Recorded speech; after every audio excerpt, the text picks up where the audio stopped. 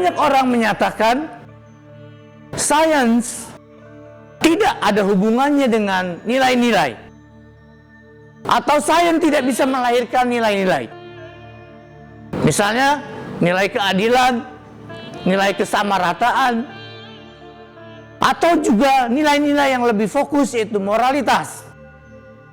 Sains tidak bisa masuk ke dalam analisis tentang kejahatan, tentang kebaikan, tentang keburukan, dan sebagainya yang berada di wilayah nilai.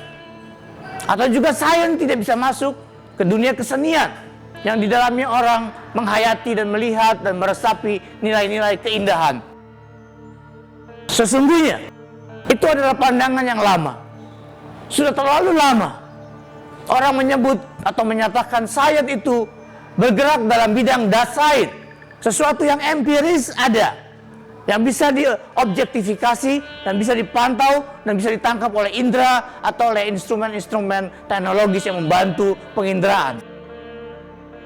Bahwa sains tidak bersentuhan dengan nilai-nilai atau sama sekali bukan bidangnya, sementara nilai-nilai adalah kajian dari apa yang dinamakan das Sollen, sesuatu yang diharapkan terjadi, yang seharusnya yang hanya menjadi bagian dari bidang ilmu yang namanya etika atau moralitas.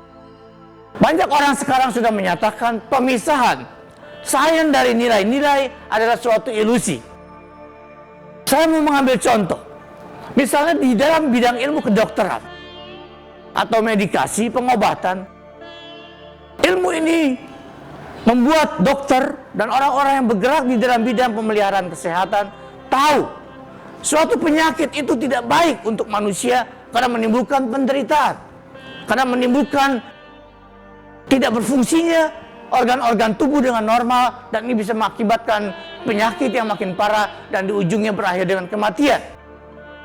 Sesungguhnya ketika seorang dokter dan ilmu kedokteran yang dikuasainya memeriksa suatu penyakit dan memakai ilmunya untuk menganalisis penyakit ini, orang yang melakukan itu sebagai seorang dokter ilmuwan tengah masuk ke dalam dunia nilai, yaitu nilai untuk mempertahankan kesehatan manusia, memerangi penyakit, dan mempertahankan kehidupan, menolak kematian.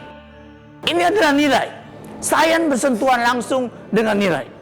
Begitu juga kalau etika dikatakan berwenang mengurus hal-hal yang das Sollen, yang seharusnya, yang ought to, maka etika yang tidak ditopang oleh data-data saintifik ketika mau diambil keputusan etis atau mau dirumuskan sebuah langkah-langkah kebijaksanaan etis tanpa data-data yang hard dari sains, fakta-fakta yang dihimpun dari sains, etika akan lemah fondasinya. Nah, kita tahu misalnya juga dari sains evolusi, bahwa semua makhluk, semua organisme terhubung dalam mata rantai evolusi genetik. Dan dalam rangka dunia primata dan mamalia, sains evolusi juga menyadarkan kita pada sebuah fakta yang kuat, bahwa kita adalah sesaudara dengan primata-primata atau kera-kera besar seperti bonobo, simpanse, orangutan, dan lain-lain. Nah, sains evolusi sebagai sains yang bekerja menurut metodologi saintifik, menghasilkan kesimpulan berdasarkan bukti-bukti fosil, genetika, anatomis, dan lain-lain, menghasilkan sebuah nilai moral yang menyadarkan kita bahwa kita ini bersaudara, dan karena itu wajib di antara sesama organisme, terutama yang berkesadaran dan yang berpikiran cerdas, untuk membangun persaudaraan antar organisme. Nilai inilah nilai yang timbulkan oleh sains yang namanya sains evolusi. Berbeda dari sains evolusi yang menawarkan dan menekankan persaudaraan antar organisme, ajaran agama malah kadangkala seringkali memisah manusia dari alam dan dari organisme lain dengan menegaskan manusia adalah makhluk yang paling mulia, yang lebih tinggi dari makhluk yang lain, yang bisa berakhir dengan dominasi manusia atas alam dan makhluk-makhluk yang lain. Jadi sebenarnya sains melahirkan nilai-nilai, sains melahirkan moralitas, dan ini sudah diperlihatkan belakangan oleh banyak kajian, misalnya kajian neuroscience, kajian evolusioner atas biologi manusia dan makhluk-makhluk pra manusia dan seterusnya. Jadi alangkah baiknya saintis sekarang juga bukan hanya bergumul dengan fakta-fakta sains, tetapi juga dengan nilai-nilai bagaimana sains bisa menghasilkan kehidupan yang lebih baik. Tentu saja, saintis tidak akan turun langsung untuk mengelola juga penegakan nilai-nilai yang baik buat kehidupan, tetapi bisa bekerja sama dengan para ahli etika atau yang disebut etikus untuk membangun masyarakat yang lebih baik.